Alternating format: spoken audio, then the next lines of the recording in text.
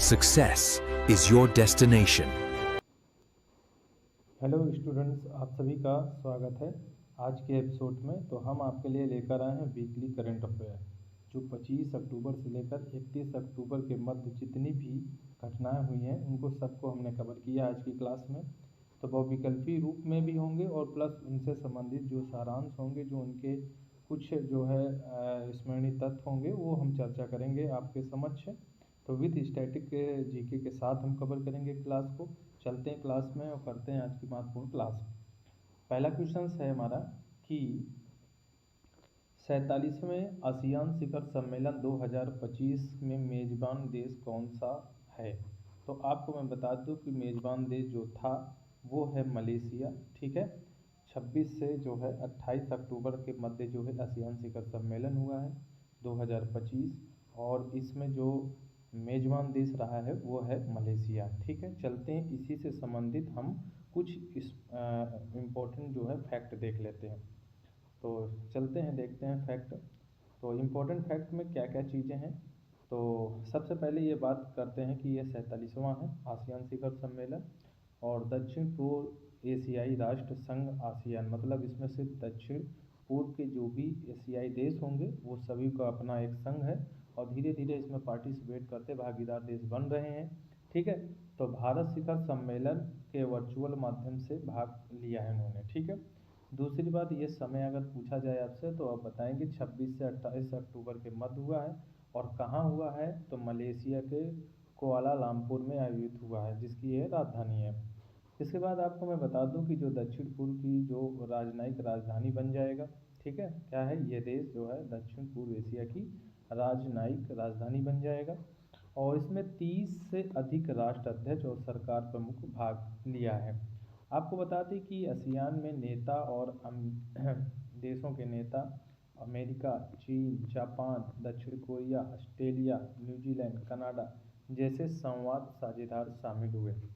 इसमें एक चीज़ और आपको बता दें कि अगर हम चर्चाएं की बात करें, किन किन बातों पे चर्चाएं हुई हैं, तो क्षेत्रीय शांति पर चर्चा हुई है, आर्थिक लचीलेपन पर हुई है, समावेशी विकास पर केंद्रित रही है।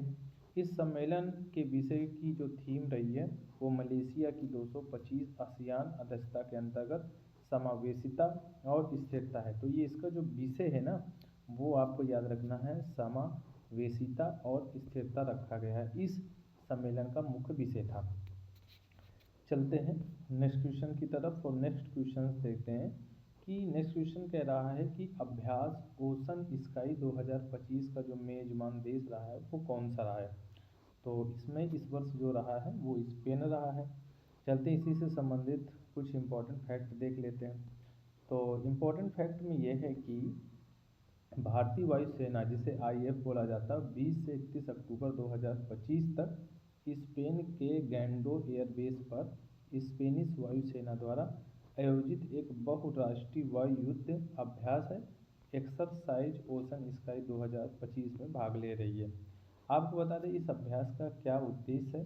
तो आपसी सीखने को बढ़ावा दिया जाएगा, ठीक है, अंतर क्षमता को भी बढ़ावा दिया जाएगा, वायु युद्ध कौशल को भी तेज करना होगा, और मित्र देशों के साथ रक्षा सहयोग को भी मजबूत करना होगा, ये इसका उद्देश्य है। तो बात क्लियर हो गई होगी। चलते हैं अगले नेक्स्ट क्वेश्चन की तरफ, और नेक्स्ट क्वेश्चन हमारा ये कह रहा है कि राष्ट्रीय एकता दिवस, मतलब राष्ट्रीय एकता जो दिवस है वो हर साल किस दिन मनाया जाता है। तो सभी बच्चों को पता भी होगा, जो बच्चों को नहीं पता तो आज पता कर लेते हैं। ये 31 अक्टूबर को मनाया जाता है, और इसी दिन जो है सरदार वल्लभ भाई पटेल की जयंती मनाई जाती है, और सरदार वल्लभ भाई पटेल की जयंती मनाई जाती है, और सरदार वल्लभ भाई पटेल ने यहाँ पर महत्वपूर्ण एक काम किया था कि सभी भारत के अंदर जितने भी राज्य क्षेत्र उसमें सब प्रिंसली स्टेट्स थे, मतलब देसी रियासतों का जो है हर एक जगह पर देसी रियासतें थी, और राजा अलग अलग तरह के शासन कर रहे थे, तो उसको भारत संघ के मिलाने में इन्होंने महत्वपूर्ण भूमिका निभाई थी। इसी वजह से इसे राष्ट्रीय एकता दिवस के रूप में मनाया जाता है। चलते हैं इससे संबंधित कुछ पॉइंट और भी देख लेते हैं। इस पॉइंट में ये है कि सबसे बड़ी बात है कि नरेंद्र मोदी जो है 31 अक्टूबर को गुजरात के नर्मदा तटी पर स्थित एक स्टैचू ऑफ यूनिटी पर राष्ट्रीय एक दिवस समारोह का नेतृत्व करेंगे। नेतृत्व किया है। 31 अक्टूबर को मनाया जाता है, ये आपको पता होना चाहिए। और उप प्रधानमंत्री और गृह मंत्री के रूप में सरदार वल्लभ भाई पटेल ने संवैधानिक में हिस्सा रहे हैं और ये जयंती का प्रतीक है। आपको बता दें इसकी शुरुआत 2014 में हुई थी, तो ये भी आपको पता होना चाहिए। और लौह पुरुष के नाम से प्रसिद्ध पटेल ने भारत की रियासतों के एकीकरण में महत्वपूर्ण भूमिका निभाई थी, इसलिए जाना जाता है। चलते अगले नेक्स्ट क्वेश्चन की तरफ। और नेक्स्ट क्वेश्चन है हमारा कि पाकिस्तान के साथ पश्चिमी जो सीमा पर भारत द्वारा शुरू किया गया एक वार्षिक त्रिसेवा युद्ध अभ्यास है। ठीक है, तो ये कौन सा युद्ध अभ्यास है? तो युद्ध अभ्यास जो है त्रिशूल अभ्यास है, तो याद रखना होगा त्रिशूल अभ्यास है। चलते हैं इस क्वेश्चन से इम्पोर्टेंट जो है हम कुछ फैक्ट देख लेते हैं। तो फैक्ट क्या है? फैक्ट ये है कि भारत ने पाकिस्तान से लगी पश्चिमी सीमा पर अपना वार्षिक त्रिशूल 2025 त्रिसेवा युद्ध अभ्यास शुरू किया, जिसमें थल सेना, नौसेना और वायुसेना ये तीनों सेनाएं शामिल हैं। आपको बता दें कि जो एक सर क्रीक है, जो भारत और पाकिस्तान के बीच एक विवाद आज भी बना हुआ है 20 डिग्री लैटिट्यूड पर, वो गुजरात के कच्छ के रन पर स्थित है और पाकिस्तान के सिंध प्रांत के बीच करीब 96 किलोमीटर लंबा एक ज्वारी मुहाना है। आपको एक चीज़ और मैं बता दूं कि 30 अक्टूबर से ये जो है 10 नवंबर तक हवाई क्षेत्र को प्रतिबंधित करते हुए, ठीक है, नोटिस टू एयरमैन जारी किया। आपको बता दें पाकिस्तान ने भी 28-29 अक्टूबर को अपने मार्गों को भी प्रतिबंधित कर दिया है। चलते हैं नेक्स्ट क्वेश्चन की तरफ। और नेक्स्ट क्वेश्चन से कई बार हमारे सिविल सेवा प्रतियोगिता में क्वेश्चन पूछा जा चुका है। मिस्टी क्या है? आपको बता दें कि मिस्टी पहल है और वो किस मंत्रालय के द्वारा जारी किया जाता है। तो सबसे पहले इम्पोर्टेंट बात है ये किस मंत्रालय के अधीन किया जाता है? तो ये किया जाता है आपका जो है ये पर्यावरण, वन एवं जलवायु परिवर्तन मंत्रालय के। तो ऑप्शन इसमें सी सही है। तो चलते हैं बात करते हैं जो मिष्टी योजना है। वो मिष्टी योजना जो है केंद्र सरकार ने पिछले 2 वर्षों में मैग्रो initiative for the shore line habitats and the tangible income योजना के तहत लगभग 22,560 हेक्टेयर में मैंग्रोव जो वन है ना उनमें वृद्धि की है और उनका संरक्षण भी किया है। बात कर लेते हैं, ये समुद्र तटों और लवणी भूमि पर मैंग्रोव आवरण को जो है बढ़ावा देना होता है। और ये पर्यावरण, वन एवं जलवायु परिवर्तन मंत्रालय द्वारा 2023 में ये योजना शुरू की गई थी और काफ़ी चर्चा में रही और पेपर एग्जाम में पूछा भी गया। चलते नेक्स्ट क्वेश्चन की तरफ। और नेक्स्ट क्वेश्चन से हमारा क्या है? नेक्स्ट क्वेश्चन कह रहा है 2025 में एशिया प्रशांत आर्थिक सहयोग शिखर सम्मेलन का मेजबान जो देश रहा है वो कौन सा देश रहा है? तो इसमें जो देश रहा है वो दक्षिण कोरिया रहा है। चलते हैं दक्षिण कोरिया के बारे में देखते हैं। आपको एक चीज़ मैं बता दूं कि ये कब से कब, मतलब 31 अक्टूबर से 1 नवंबर 2025 तक आयोजित किया गया है। और दक्षिण कोरिया का एक ऐतिहासिक शहर है ग्योंगचू। ठीक है, ग्योंगजू है, ग्योंगजू नाम याद कर लीजिए। ग्योंगजू पढ़ने में थोड़ा सा डिफिकल्ट लग रहा है, ग्योंगजू है। और आपको मैं बता दूं कि ये क्षेत्रीय आर्थिक सहयोग पर चर्चा करने के लिए एपेक नेताओं की एक वार्षिक बैठक होगी। इसमें क्या है कि 1989 में स्थापित एपेक जो एशिया प्रशांत क्षेत्र में व्यापार, सतत विकास, जिसको हम बोलते हैं डेवलपमेंट, है ना, सस्टेनेबल डेवलपमेंट, एकीकरण को बढ़ावा देने और उस पर एक क्षेत्रीय आर्थिक मंच है। उद्देश्य क्या है कि जो उद्देश्य है कि जो सदस्य हैं वो अर्थव्यवस्थाओं के बीच समावेशी और अभिनव विकास को सुनिश्चित करने में मदद करते हैं। बात करते हैं आगे क्वेश्चन में। अगला क्वेश्चन से हमारा कि ओलो जनजाति किस राज्य में पाई जाती है? तो बेटा ये नंबर ऑप्शन सही है, अरुणाचल प्रदेश में ओलो जनजाति पाई जाती है। चलते हैं बात करते हैं ओलो जनजाति के बारे में। अब आपको एक चीज़ मैं बता दूं कि असम राइफल की एक खोंसा बटालियन ने अरुणाचल प्रदेश में ओलो जनजाति की महिलाओं को सशक्त बनाने के लिए एक ऑपरेशन सद्भावना के तहत एक कौशल आधारित पहल शुरू की है। आपको बता दें ओलो जनजाति जो है ओलो या लाजू नागा के नाम से जाना जाता है। ये अरुणाचल प्रदेश के जो है तिरप तिरप जिले में स्थित है और ये लाजू सर्कल म्यांमार के कुछ हिस्सों में भी रहती है। ये वंश आधारित है, मतलब इसमें जो है पितृसत्तात्मक समाज है। और आपको बता दें चेहरे पर टैटू और सिर काटने के लिए जाने जाने वाले होते हैं ये, ठीक है, सीधा सिर को कलम कर देते हैं। चलते हैं नेक्स्ट क्वेश्चन की तरफ। और नेक्स्ट क्वेश्चन से हमारा कह रहा है, क्या कह रहा है बेटा कि हाल ही में समाचारों पे देखा गया एक सफ़ेद गाल वाला तीतर मुख्य रूप से किस क्षेत्र में पाया जाता है। तो ये किस क्षेत्र में पाया जाता है, तो पूर्वोत्तर भारत में पाया जाता है। आपको ये होना चाहिए नॉर्थ ईस्ट इंडिया में पाया जाता है। चलते हैं क्वेश्चन से संबंधित कुछ महत्वपूर्ण तथ्यों पर नज़र डाल लेते हैं। तो देखो तथ्य में क्या है कि सबसे पहले तो आपको पता होना चाहिए असम के दिहिंग पटकाई एक राष्ट्रीय उद्यान है के पास दुर्लभ पक्षी सफ़ेद गाल वाला तीतर देखा गया, जिसका वैज्ञानिक नाम है अर्बोरोफिला एट्रोगुलरिस। ठीक, एट्रोगुलरिस है। ठीक, इसके बाद आपको मैं बता दूं ये फासियानिडे परिवार से संबंधित है। एक चीज़ और है कि तीतर शामिल है। ये सदाबहार जंगलों के घने जंगलों, झाड़ियों, बांस, घास के मैदानों में पाए जाते हैं। तो आपको बस इतना याद रखना है कि ये जो है अभी हाल ही में किस राष्ट्रीय उद्यान पे देखा गया है। तो ये राष्ट्रीय उद्यान असम का राष्ट्रीय उद्यान है, दिहिंग पटकाई राष्ट्रीय उद्यान, जो असम में स्थित है। और ये पूर्वोत्तर भारत में ये पक्षी जो है ज़्यादा से ज़्यादा पाई जाती है। चलते हैं क्वेश्चन नंबर 9 की तरफ चलते हैं। क्वेश्चन नंबर 9 क्या कह रहा है, अक्टूबर 2025 में पैट्रिक हरमनी किस देश के नए राष्ट्रपति बने हैं। तो बहुत अच्छा क्वेश्चन है। पैट्रिक हार्मनी किस देश के नए राष्ट्रपति बने हैं, तो ये सेशल्स के नए राष्ट्रपति बने हैं। थोड़ा नाम याद कर लीजिएगा। चलते हैं इससे संबंधित कुछ इंपॉर्टेंट फैक्ट देखते हैं। तो जो वो पैट्रिक हार्मनी है जो सेशल के नए राष्ट्रपति बने, और इनका संबंध किस पार्टी से है, तो यूनाइटेड सेशल्स पार्टी का प्रतिनिधित्व करते हैं। 2007 से 2016 तक ये देश की संसद के अध्यक्ष के रूप में भी कार्य किया है। और इन्होंने किसका स्थान लिया है, तो वेवल राम कलामन का स्थान लिया है। चलते हैं नेक्स्ट क्वेश्चन की तरफ। और नेक्स्ट क्वेश्चन हमारा कह रहा है कि 2025 में भारत का पहला आधिकारिक तौर पर अत्यधिक गरीबी से मुक्त राज्य किसे घोषित किया गया है। तो आपको बता दें केरल को किया गया है। किसे किया गया है, केरल को जो है गरीबी से मुक्त राज्य घोषित किया गया है। वो भी अत्यधिक मतलब आधिकारिक तौर अत्यधिक गरीबी से मुक्त राज्य घोषित किया गया है, और आधिकारिक रूप से किया गया है इसे गोवा को। चलते इससे संबंधित कुछ महत्वपूर्ण पॉइंट देख लेते हैं। तो सबसे पहला तो केरल को घोषित किया गया, ये आपको पता होना चाहिए। और वर्तमान में मुख्यमंत्री जो है पिनराई विजयन है। और तिरुवनंतपुरम के सेंट्रल स्टेडियम में आयोजित एक समारोह में ऐसा उन्होंने शब्द बोला। इसके बाद आपको बता केरल के कोटियाट्टम जिला पहले ही देश का पहला अत्यधिक गरीबी मुक्त जिला बन गया था, है ना। ये केरल का ही अपना एक जिला है जो इससे पहले घोषित था कि पूरे भारत में अगर कोई गरीबी से पूरी तरह से मुक्त जिला है तो वो है कोटियाट्टम।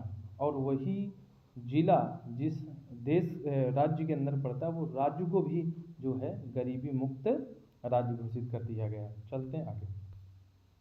अगला क्वेश्चन हम बता रहा है 11 नंबर कि ब्रिटिश अकादमी पुस्तक पुरस्कार 2025 देखो भारतीय किसी मूल के व्यक्ति को दिया गया इसलिए इम्पोर्टेंट है। तो ये दिया गया है, किसने जीता है, सुनील अमृत ने जीता है। बात करते हैं सुनील अमृत जी के बारे में। तो ये किसे मिला है, सुनील अमृत को मिला है, भारतीय मूल के इतिहासकार हैं। सुनील अमृत अमेरिका के येल विश्वविद्यालय में इतिहास के अभी भी प्रोफेसर हैं। ये कृति किस लिए मिला है, the burning earth in environmental history of the last 500 years के लिए दिया गया है। इन्होंने लिखी है पुस्तक, उसी के लिए ये अवार्ड दिया गया है। तो आपको पता है येल विश्वविद्यालय कहाँ है, अमेरिका में है। चलते हैं नेक्स्ट क्वेश्चन की तरफ। और नेक्स्ट क्वेश्चन है हमारा कि वैश्विक निवेश जोखिम लचीलापन सूचकांक में भारत की क्या रैंकिंग है। तो ये 155वीं रैंकिंग है, 155वें स्थान पर है। तो चलते हैं देखते हैं इम्पोर्टेंट पॉइंट्स ये है कि 2025 में भारत की रैंकिंग 155वें स्थान पर है। जारी कौन करता है, हेनले पार्टनर्स और अल्पैगियो। ठीक है। ब्रिक्स देशों में भारत का प्रदर्शन सबसे खराब है, जबकि अगर चीन का देखा जाए तो चीन से ऊपर है, रूस 94 है, दक्षिण अफ्रीका का 145 है, ब्राज़ील का 150 है, भारत से आगे है। टॉप देशों में अगर गिनती की जाए स्विट्जरलैंड, डेनमार्क, नॉर्वे, ज़्यादातर ये यूरोपीय महाद्वीप वाले देश वैसे टॉप पर हर एक इंडेक्स में रहते हैं। चलते हैं अगले नेक्स्ट क्वेश्चन की तरफ चलते हैं। नेक्स्ट क्वेश्चन हमारा ये कह रहा है कि जो है शतरंज जो विश्व कप भी 2025 में हुआ आधिकारिक लोगों और गान का अनावरण किसने किया, जो गान हुआ था, तो वो प्रमोद सावंत ने किया है। इस समय गोवा के मुख्यमंत्री भी हैं, ठीक है ना। चलते हैं, इससे संबंधित कुछ पॉइंट जरूर देखेंगे। इस पॉइंट में क्या है कि जो शतरंज विश्व कप 2025 हुआ है उसका आयोजन स्थल कहाँ था, तो पणजी गोवा में था। और कब से कब तक, 31 अक्टूबर से 27 नवंबर 2025 तक होगा।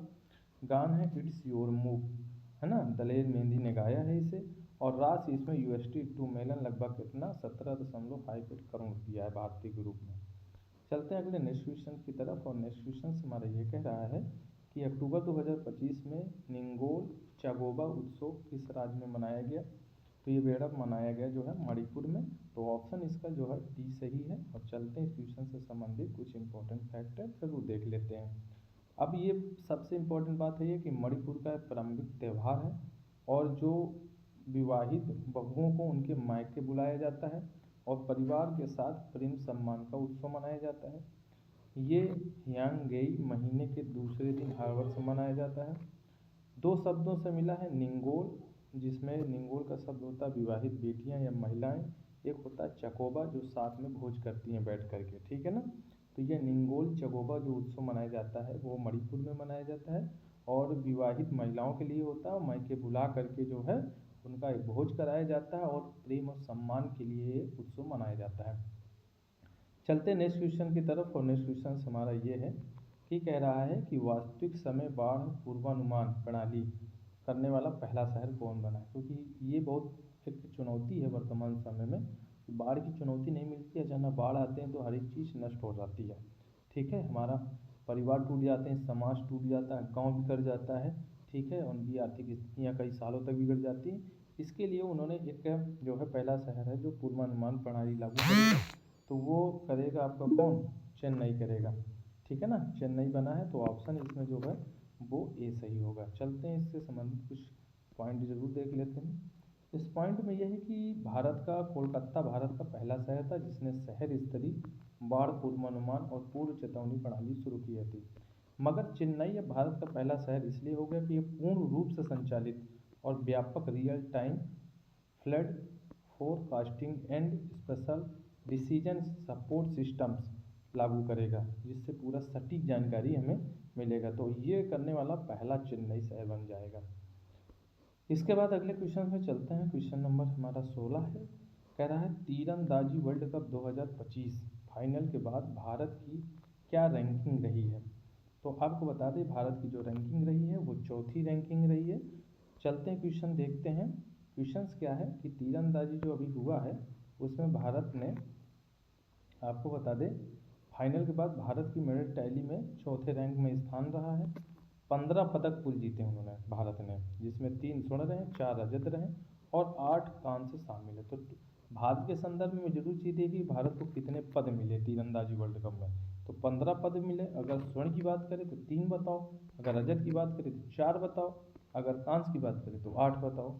तो दक्षिण अफ्रीका को पहला स्थान मिला जो कुल 26 पदक जीते। फिर मैक्सिको को मिला जो 14 पदक जीते और जो थर्ड में है वो संयुक्त राज्य अमेरिका जिसमें 17 केवल मिले हैं और भारत को 15 मिले हैं, 3 गोल्ड, 4 रजत और 8 कांस्य। चलते अगले नेक्स्ट क्वेश्चन की तरफ। और नेक्स्ट क्वेश्चन हमारा ये कह रहा है कि किस भारतीय ओलंपिक स्वर्ण पदक विजेता को 2026 शीतकालीन ओलंपिक के लिए मशाल वाहक के रूप में चुना गया है, तो किसे चुना गया है, अभिनव बिंद्रा को, अभिनव बिंद्रा को। चलते हैं इससे संबंधित कुछ इंपॉर्टेंट फैक्ट देख लेते हैं। अब इम्पॉर्टेंट फैक्ट में क्या है कि जो अभिनव बिंद्रा है को अगले वर्ष होने वाले शीत ओलंपिक 2026 जो होने वाला है उसमें मशाल वाहक चुना गया है। अब आपको बता दें ये 6 से 22 फरवरी 2026 तक मिलान कोर्टिना डी अम्प्रेतिजो इटली में आयोजित होगा। ये एक शहर है इटली का, वहाँ इसे आयोजित किया जाएगा। तो आपसे शहर नहीं पूछेगा, आपसे देश पूछेगा तो देश याद रखो, इटली में होगा। और 2008 में जब ये हुआ था शीतकालीन ओलंपिक, उसमें जो है बीजिंग में हुआ था, तो उसमें 10 मीटर एयर राइफल स्पर्धा में भारत के लिए उन्होंने स्वर्ण पदक जीत के अपना गौरव हासिल किया था। चलते हैं नेक्स्ट क्वेश्चन की तरफ। और नेक्स्ट क्वेश्चन से हमारा क्या कह रहा है नेक्स्ट क्वेश्चन कि भारत के 53वें मुख्य न्यायाधीश अगले होने वाले हैं जो 24 नवंबर 2025 को शपथ लेंगे। तो अभी तक तो आपको पता है कि बी आर गवई थे 52वें नंबर के, अब 93वें नंबर के सूर्यकांत शर्मा जी हैं। तो ऑप्शन इसमें ए सही होगा, सूर्यकांत शर्मा जी जो है अगले मुख्य न्यायाधीश बनेंगे। वर्तमान में एक मुख्य न्यायाधीश है, 33 अन्य न्यायाधीशों का प्रावधान है। चलते हैं, इससे संबंधित कुछ पॉइंट जरूर देखेंगे। पॉइंट ये है कि सूर्यकांत शर्मा नियुक्त किए जाएंगे और भूषण राम कृष्ण गवई का स्थान लेंगे। 23 नवंबर 2025 को इनका कार्यकाल समाप्त हो रहा है। 24 को ये शपथ ग्रहण करेंगे, ठीक है ना। और वो भारत के 53वें मुख्य न्यायाधीश के रूप में शपथ लेंगे। किसके सामने? राष्ट्रपति के सामने। सर्वोच्च न्यायालय में वरिष्ठ न्यायाधीश को ही मुख्य न्यायाधीश नियुक्त किया जाता है। आपको बता दें कि सीजेआई की नियुक्ति का कानूनी अधिकार भारतीय संविधान के 124(1) में प्रावधान है, तो आपको याद रखना है नियुक्ति का। चलते हैं, सॉरी 2 में है, तो ये चीज़ ध्यान रखना। चलते हैं अगले नेक्स्ट क्वेश्चन की तरफ। और नेक्स्ट क्वेश्चन है हमारा कि अक्टूबर 2025 में भारत का पहला ग्लास सस्पेंशन ब्रिज बजरंग सेतु जिसका नाम है और किस नदी पर बनाया गया है? तो ये गंगा नदी पर बनाया गया है। सी ऑप्शन सही होगा। चलते हैं, इससे इम्पोर्टेंट कुछ फैक्ट देख लेते हैं। इम्पोर्टेंट फैक्ट में ये है कि जो पहला ग्लास सस्पेंशन ब्रिज बजरंग सेतु बनाया जा रहा है वो उत्तराखंड के ऋषिकेश में बनाया जा रहा है। और किस नदी पर बनाया जा रहा है? तो गंगा नदी पर। आपको बता दें ये पुल प्रसिद्ध लक्ष्मण झूले के स्थान पर बनाया जा रहा है और 2019 में से बंद कर दिया गया था। लंबाई 132 मीटर, चौड़ाई 8 मीटर। इसकी अनुमत लागत जो है 60 से 70 करोड़ है। लक्ष्मण झूला 1929 में बना था। ऋषिकेश की पहचान श्रद्धालुओं पर्यटकों का मुख्य आकर्षण केंद्र था। चलते हैं नेक्स्ट क्वेश्चन की तरफ। नेक्स्ट क्वेश्चन है हमारा कि ग्लोबल फाइनेंस ने किस बैंक को विश्व का सर्वश्रेष्ठ उपभोक्ता बैंक 2025 नामित किया है? तो किसे किया है? तो ये किया है आपका जो है भारतीय स्टेट बैंक, जिसे एसबीआई बोलते हैं। चलते हैं, इससे संबंधित कुछ क्वेश्चंस देख लेते हैं। क्वेश्चंस क्या है कि सबसे पहले आपको रखता है कौन से बैंक को सर्वश्रेष्ठ बैंक घोषित किया है? उपभोक्ता बैंक 2025, तो एसबीआई को किया है। आपको बता दें कि ये ग्लोबल फाइनेंस न्यूयॉर्क में स्थित एक प्रतिष्ठित जो है अंतर्राष्ट्रीय पत्रिका है जो हर वर्ष प्रदर्शन, नवाचार, ग्राहक सेवा, उत्कृष्टता दिखाने वाले बैंकों को सम्मानित करता है। अब बात कर लेते हैं भारतीय स्टेट बैंक की। तो आपको पता है अध्यक्ष इस समय चल्ला श्रीनिवासलु शेट्टी है। स्थापना 1 जुलाई 1955 को हुई थी। मुख्यालय मुंबई में है। और राष्ट्रीयकरण से पहले भारतीय स्टेट बैंक का नाम था इंपीरियल बैंक ऑफ इंडिया, परंतु वर्तमान में भारतीय स्टेट बैंक का राष्ट्रीयकरण कर दिया गया 1949 में। तो अब याद करिए 1949 में जो है सही राष्ट्रीयकरण कर दिया गया। चलते हैं आगे, बात करते हैं अगले नेक्स्ट क्वेश्चन की तरफ। और नेक्स्ट क्वेश्चन है हमारा कि इसरो द्वारा भारतीय नौसेना के लिए सबसे भारी संचार उपग्रह CMS-03 सीसैट 7R किस रॉकेट से प्रक्षेपित किया जाएगा? तो बहुत इंपॉर्टेंट है क्वेश्चंस, जरूर पूछा जाएगा। डी नंबर LVM-3 यक्ष से इसे प्रक्षेपित किया जाएगा। चलते हैं, इससे इंपॉर्टेंट कुछ फैक्ट देख लेते हैं। इससे इंपॉर्टेंट फैक्ट ये है कि भारतीय नौसेना के लिए है उच्च क्षमता वाला यह संचार उपग्रह है। भारतीय युद्धपोतों, पनडुब्बियों, विमानों, तटीय कमांड केंद्रों के बीच सुरक्षित और वास्तविक समय संचार सुनिश्चित करने में मदद करेगा। वजन 4400 किलोग्राम है। लॉन्च 2 नवंबर 2025 को होगा। उपग्रह यह भू स्थानांतरण कक्षा GTO में स्थापित किया जाएगा। रॉकेट होगा LVM-3 लॉन्च व्हीकल मार्क 3 और स्थान होगा आपका सतीश धवन अंतरिक्ष केंद्र श्रीहरिकोटा आंध्र प्रदेश। चलते हैं क्वेश्चन नंबर 22। क्वेश्चन नंबर 22 कह रहा है दुनिया का सबसे उम्रदराज शासक पॉल बिया किस देश के फिर से राष्ट्रपति बने हैं? तो ये है कैमरून के।